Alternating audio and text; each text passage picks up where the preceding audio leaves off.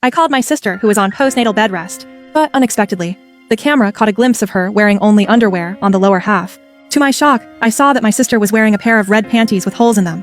Just as I was about to check on her, I suddenly heard my sister's mother-in-law speaking through the video. While taking off the red underwear she had been wearing all day, she said, "I've warmed this lucky charm for you. Go ahead and change into it." It turned out that my sister's ignorant mother-in-law believed. Those underwear were lucky and could bring good fortune, and help conceive a male grandchild. It made my stomach churn. Fueled by anger, I hung up immediately. Then I rushed back overnight. Whoever messes with my sister Won't get away with it. They'll get more than they bargained for. I used the password I remembered to unlock the door. The baby's cries, mixed with insults, hit my ears like a storm. "Surong, if you didn't put it on, then no wonder the baby is crying for lack of milk. Soaking it in vinegar won't cure everything." Even more grating complaints kept coming one after another. "Mom, what's going on with my sister-in-law? My real pajamas haven't even been washed yet, and they have to be hand-washed in cold water. I've told them several times." Dead tired and completely drained. The living room was empty, but it looked like a dump. The dirty table was piled with moldy leftovers. Used diapers were scattered all over the floor. The stale chicken soup odor, mixed with spoiled milk, made me almost gag. "Suren." I held back my anger and shouted. The room fell silent for a moment. "Who are you?" Old Mrs. Wu came rushing out, hands on hips, glaring me up and down. Since I was abroad on a business trip, when my sister got married, my mother-in-law's family had never actually met me. Mrs. Wu took me for a thief. No glue with a face mask on, poked her head out from behind Mrs. Wu, full of suspicion. Finally, my sister came out holding her newborn daughter. My heart twisted painfully. My sister had just had the baby 5 days ago, but she looked skeletal, barely resembling herself. Her once rosy face was pale and bluish. Her hair was messy, and she seemed completely unsteady on her feet. My niece's face was covered in a rash. It was nothing but red blotches all over. She was crying so hard it looked like she might pass out. "Sis, why are you here?" My sister struggled to force out a faint smile, but it was more painful than tears. "If I didn't come, how would I know what you're really going through? Who told me over the phone that everything was fine?" I could hear my own voice trembling. I'd had enough and grabbed her. "Come with me." "You dare?" Old Mrs. Wu spread her arms wide, like a protective hen. "Who's the liar here? Pointing fingers at someone else's daughter-in-law?" Do you think you have the right? "I don't." Then who does? I was so angry I started laughing bitterly. She made a woman just 5 days postpartum wash clothes by hand in cold water, and even forced her to wear her secondhand underwear. Mrs. Wu's face suddenly went cold. And then, in the next moment, she suddenly grabbed my sister and slapped her hard across the face. "A traitor who betrays her own family!" She grabbed her sister by the hair. Her nails dug in, nearly ripping it out. "Jijiao came to take care of your postpartum confinement, but you refused to give her any money.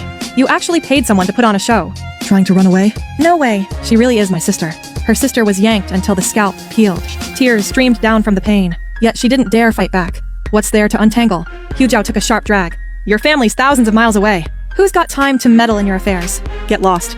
I was shaking with anger. I shoved Wu Laotai aside, picked up Yue Yuan in my arms, holding my sister close behind me. Today, I'm cutting ties with you. You better call your son now. "Make sure he's ready. Let's get a divorce." I grabbed my sister's hand and turned to leave. Wu Laotai froze for 2 seconds, then let out a blood-curdling scream like a slaughterhouse. She scrambled and crawled toward the stairwell. Oh Lord. "Oh my God, is there no justice left in the world?" He was crying, while glancing sideways at the neighbor who just opened the door. His voice was sharp and tense. "My poor wife. What has she done to deserve this?" She worked herself to the bone, looking after her daughter-in-law during the confinement period. At dawn, she'd rush to the market to grab the freshest black fish. I'd simmer pork trotter soup for 3 hours straight, even pulled out the best clothes for her to wear, making sure she lacked for nothing. But what happened in the end? That woman is so high maintenance, secretly hoarding money, hiring people to trespass on prestigious estates, just to escape off to some fancy confinement center. "Mom," I told her to calm down right then and there on the street, but her eyes just welled up and turned red. "Please don't let this upset you too much. Maybe your daughter-in-law just wanted a better place to recover." The neighbors exchanged looks, whispering among themselves. Little Wu's wife seemed so quiet and reserved. No one expected her to cause such a fuss. But old Mrs. Wu, lugging big bags around every day to Jialin's live fish market, really showed no gratitude at all. Yuezi is truly loyal beyond measure. She really has no clue how to handle life. Curly-haired Shen Ziyu steps up to center stage. "Little Sue, go apologize to your mother-in-law right now. Causing such a scene. You're embarrassing your husband in front of everyone." My sister's grip on my hand tightened, trembling slightly. I watched the farce unfolding before me with cold eyes, making sure not to miss a thing about Old Lady Wu. A cruel, smug smile flickered briefly on her lips. Old Lady Wu greedily sank back onto the floor, savoring her moment even more. I'm done for. Taking care of Yuezi. And now I've become the villain. Wu Jiao shot me a fierce glare, warning she might make my mom pay dearly.